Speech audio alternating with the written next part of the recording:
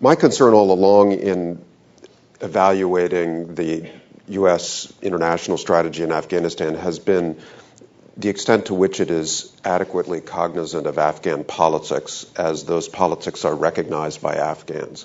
I mean, to shorthand it, the strategy in Afghanistan is comparable to the one that is now being executed in Iraq to build up Afghan security forces that can take the lead in combat gradually over the next 2 or 3 years to allow NATO forces to exit the costly direct combat role they've been playing and to perhaps remain in a supporting role to provide the Afghan security forces with a monopoly on technology and air power and other sources of effectiveness. And we see in Iraq now a dilemma, which is that the United States has successfully built up indigenous Iraqi security forces that are increasingly capable, though not capable enough, to stand alone.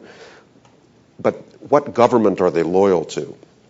Now, in Iraq, that question is still at issue this summer.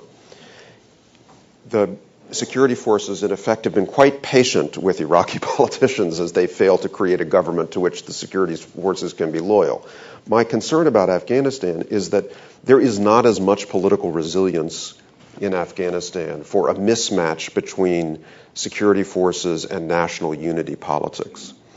And my concern about the way American political strategy in Afghanistan has been executed until recently has been very palace-focused, and it hasn't yet been able to bring in the regional stakeholders that are required to build national unity in Afghanistan.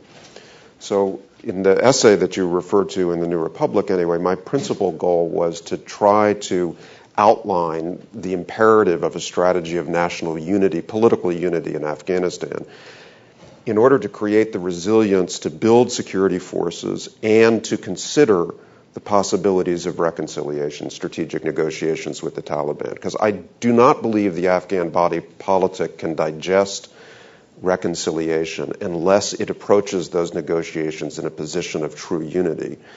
If the Taliban become a wedge, a factional or ethnic wedge in Afghan politics, then the risk of a return to 1990s dissolution and war is, I think, significant.